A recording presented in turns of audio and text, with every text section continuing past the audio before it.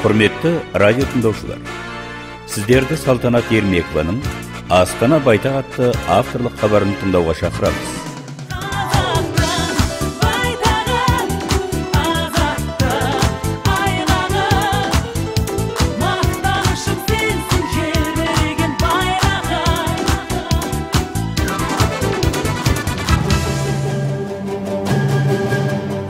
Армысыздар, құрметті радио тыңдаушылар. Ақмола өңірінің тарихи және экономикалық дамуы туралы хабарларымыздың топтамасын одан әрі жалғастырамыз. Өткен хабарларымызда біз Целиноград облысындағы басталған тың игеру эпопеясы туралы айтқан едік. Осы әңгімемізді одан әрі жалғастырамыз.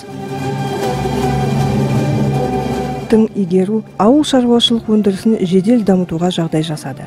1954 жылдан бастап республика бүкіл мемлекетке 348 миллион тонн астық, 30 миллион тонн мал мен құс етін, 48 миллион тонн сүт, 26 миллиард жұмыртқа, 3,5 миллион таза жүн сатты.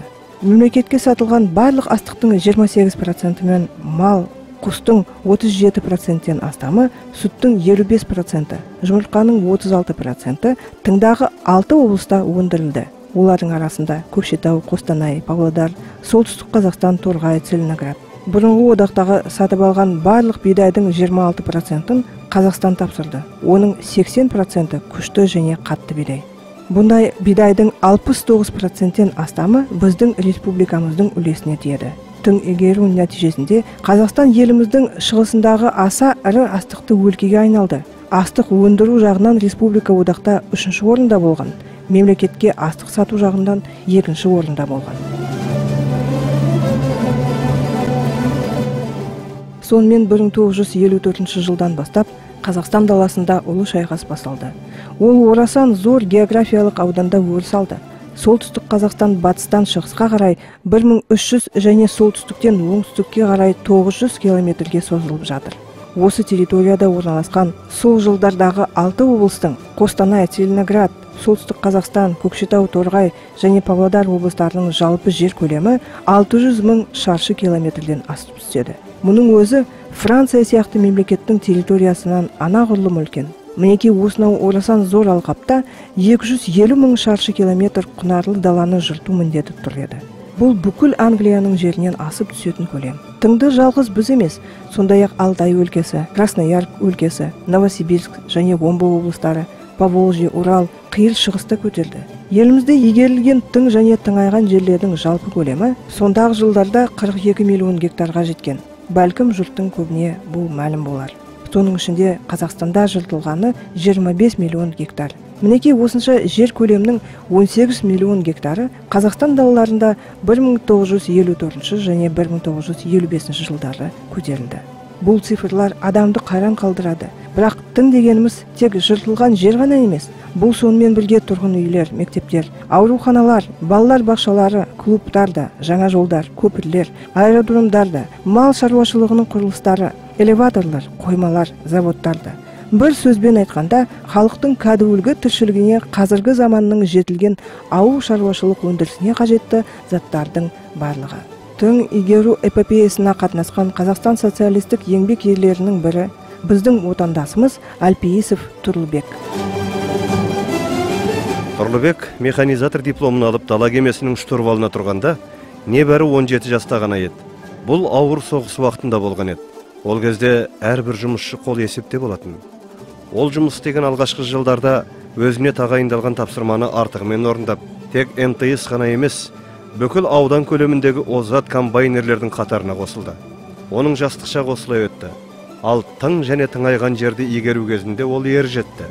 1954 жылы Тұрлыбек тіркемелі С62 комбайнымен 1100 гектар егін жинап, 7886 центнер астық бастырды. Ол Қазақстандық алғашқы миллиард пұт астық алынған 1956 жылы жаңа шеберлік шыңына жетті. Әбілпейісов 1254 гектар жердің егінін жинап, одан бір эшелон 14459 центнер астық бастырды. Осынша тамаша жетістікке қалай жеттің деп сұрағанда Тұрлыбек, ең бастысы өз ісіңді сүю, машинаны жете біліп ерінбей еңбек ету, және уақыттың қадірін білу деп қысқа жауап береді. қырманшық көшеден келші, шатырмын сендерге келсе. Мазасыз қонақ деп жүрмеңдер бұртиып, төбенің басынан шаңдатып көрсе. Қара жол шұбырған ізбенен, күніне сендерге жүзгелен. Әуреге түскендер сәнденіп бір рақта, сыр бойлап жігіттен қалды біздерге. Сылғанып білекті, құлаштап күректі, шатырмен егесер қыз бар ма жүректі.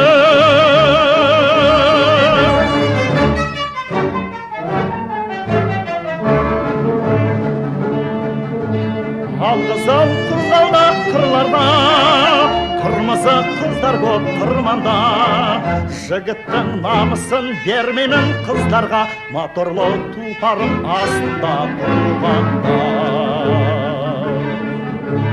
Тиіңдер құрбылар болыңдар, әзілдеп тұрам ба жолым бар. Алтынай нұрына шағылсын күректер, бұлқынып жүректер жарқылдап келген жоқ ерігіп, тұрған деп серіліп, ол деп түскілеп машинам шеріп.